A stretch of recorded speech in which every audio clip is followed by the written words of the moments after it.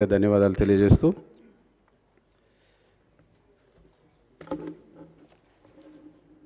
భారతదేశానికి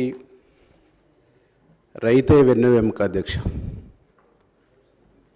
భారతదేశంలో రైతు పదం వాడని రాజకీయ పార్టీ లేదు, రైతుల గురించి మాట్లాడని విశ్లేషకులు లేరు, రైతు పదం ఎత్తని ఏ వ్యక్తి కూడా లేరు అధ్యక్ష. గతంలో జరిగిన ఏ ఎన్నికలైనా, గతంలో జరిగిన ఏ పార్టీ ఉపన్యాసాలైనా రైతు చుట్టే నడిచేది అధ్యక్ష. కానీ అట్లాంటి రైతు ఈరోజు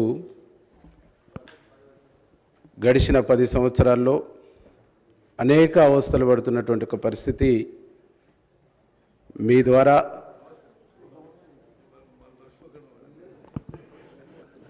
ప్రభుత్వం దృష్టికి తీసుకొస్తున్న అధ్యక్ష. ఆనాడు రాజశేఖర రెడ్డి గారు ఉన్నప్పుడు రైతు సంక్షేమం కోసం, రైతుల అభివృద్ధి కోసం చేసినటువంటి ప్రయత్నాలు తప్ప గడిచిన 10 సంవత్సరాల్లో రైతుల గురించి కానీ, రైతు సంక్షేమం గురించి కానీ పట్టించుకున్నటువంటి దాఖలాలు లేవు అధ్యక్ష. తెలంగాణలో అత్యంత ఆధునిక యంత్రాలు ఉన్నప్పటికీ తెలంగాణ రైతాంగం ఎడ్ల నాగన్ల వ్యవసాయం మీద ఆధారపడినటువంటి రైతాంగం ఎక్కువ ఉంది అధ్యక్ష. తెలంగాణ రైతులకు మట్టి సోపదిగాళ్ళు అనేటువంటి ఒక పేరు కూడా ఉంది అధ్యక్ష.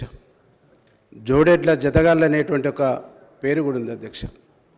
అట్లాంటి వ్యవసాయ రంగాన్ని గడిచినటువంటి 10 సంవత్సరాల్లో నిర్లక్ష్యం చేసి వ్యవసాయ రంగాన్ని పట్టించుకోకుండా దాదాపు గడిచిన 10 సంవత్సరాల్లో దాదాపుగా ఎంతమంది రైతులు ఆత్మహత్యలు చేసుకున్నారంటే, ఇది నేను చెప్తున్నటువంటి రిపోర్ట్ కాదు అధ్యక్ష,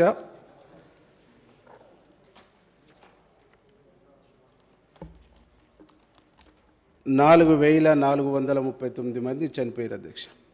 ఆ తర్వాత 2,230 మంది చనిపోయారు అధ్యక్ష. ఇవన్నీ బీఆర్ఎస్ 10 ఏళ్ల పాలనలో రైతుల ఆత్మహత్యలు అధ్యక్ష. NCRB national crime record bureau స్పష్టమైన లెక్కల ప్రకారం అధ్యక్ష నేను మీ ద్వారా ఈరోజు అగ్రికల్చర్ మినిస్టరే ఒక స్వయంగా రైతు కాబట్టి అగ్రికల్చర్ మినిస్టర్ గారికి రైతు కష్టాలు, రైతు కన్నీళ్ళు, రైతు కడగన్లు తెలుసు కాబట్టి ఈరోజు అధికారంలోకి వచ్చినటువంటి కాంగ్రెస్ ప్రభుత్వం ఒక నిజమైన రైతుకు వ్యవసాయ శాఖను అప్పచెప్తే ఆ వ్యవసాయ శాఖను అభివృద్ధి పదంలో తీసుకుపోవడానికి, ఆ వ్యవసాయ శాఖను చక్కబెట్టడానికి ఎట్లాంటి ప్రణాళికలు, ఎట్లాంటి పద్ధతులు తీసుకొస్తారనేటువంటి దానికి ఈ ప్రభుత్వం ప్రవేశపెట్టినటువంటి అగ్రికల్చర్ బడ్జెట్ 75,000 కోట్లంటే ఇంతకంటే సంతోషం ఇంకొకటి ఉండదు అధ్యక్ష. ఈ దేశంలో వ్యవసాయ రంగానికి ఇంత పెద్ద ఎత్తున బడ్జెట్ పెట్టినటువంటి రాష్ట్రం మొట్టమొదటిగా తెలంగాణ రాష్ట్రం అని చెప్పేసి సగర్వంగా చెప్తా ఉన్నా అధ్యక్ష. ప్రస్తుతం గతంలో ఉన్నటువంటి బీఆర్ఎస్ ప్రభుత్వం రైతును రాజు చేస్తామన్నారు, రైతు ఆదాయం 2 పెంచుతామన్నారు. రైతును రాజు చేసిన సంగతి దేవుడు ఎరుగు, కానీ రైతుల్ని అప్పుల పాలు చేసిందనేటువంటిది ఈ సత్యం తెలంగాణ సమాజానికి మొత్తం తెలుసు అధ్యక్ష. ఒక రైతు వ్యవసాయం చేసుకోవాలంటే రైతు 1 ఎకరా పొలం దున్నటానికి నాటు పెట్టే టైంకు దున్నకానికే 6,000 నుంచి 8,000 వరకు ఖర్చు వస్తుంది అధ్యక్ష. నాటు వేయటానికి 5,000 రూపాయల ఖర్చు వస్తుంది అధ్యక్ష. ఎరువులకు వచ్చేసి దాదాపు 3,000 చిల్లర ఖర్చు వస్తుంది అధ్యక్ష.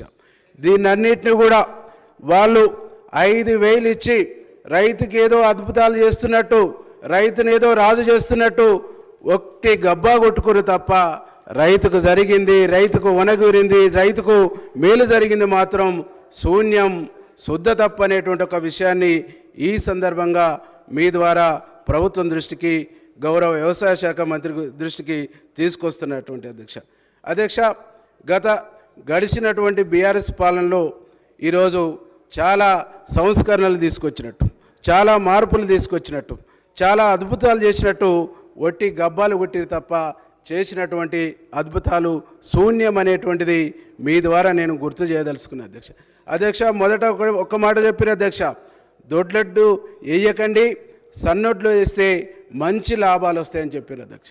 వీళ్ళని నమ్మి రైతులంతా సన్న ఒడ్లు వేస్తే ఈ ఒడ్లను కొనే నాదులు లేక రైతులు అన్నమో రామచంద్ర అని బాధపడ్డటువంటి సందర్భం కూడా మనం పత్రికల ద్వారా చూసినాం.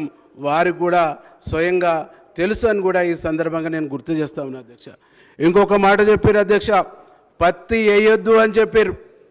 ఆ సంవత్సరం రైతులు వీళ్ళ మాటలు నమ్మి పత్తి వేయకుండా కందులు, పెసళ్ళు ఇవన్నీ కూడా వేసినటువంటి రైతులకు కొనే నాదుడు లేక, ఈ పంటను కొనే నాదుడు లేక, మార్కెట్ లేక నానా యతన పడ్డటువంటి పరిస్థితుల్లో ఆ సంవత్సరం పత్తికి విపరీతమైనటువంటి రేటు మార్కెట్లో పెరిగిందనేటువంటి ఒక విషయాన్ని ఈ సందర్భంగా మేము గుర్తు చేస్తూ ఉన్నాం అధ్యక్ష. గడిచిన ప్రభుత్వం అశాస్త్రీయమైనటువంటి ఆలోచనతోని, అశాస్త్రీయమైనటువంటి నిర్ణయాలతోని రైతుల వెన్ను విరిచింది, రైతుల నడ్డి విరిచింది, రైతులను నట్టేట ముంచిందని చెప్పేసి ఈ సందర్భంగా మీకు గుర్తు చేయదలుస్తున్నా అధ్యక్ష. ఒక మాట చెప్తారు వాళ్ళు పదే మేము రైతుకు సంబంధించి ఏ కారణం చేత చనిపోయినా 5 లక్షలకు సంబంధించినటువంటి ఇచ్చినామని చెప్పేసి చెప్తా ఉన్నారు అధ్యక్ష.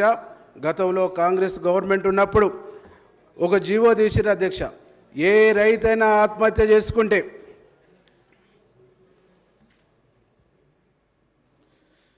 ఏ రైతైనా ఆత్మహత్య చేసుకుంటే 5 లక్షలు ప్రభుత్వం ఇచ్చేటువంటి ఒక జీవో కూడా గతంలో వచ్చింది. దాని ప్రకారంగా గడిచిన రాజశేఖర రెడ్డి కాంచి గడిచిన ప్రభుత్వాల్లో కూడా ఇచ్చింది అధ్యక్ష.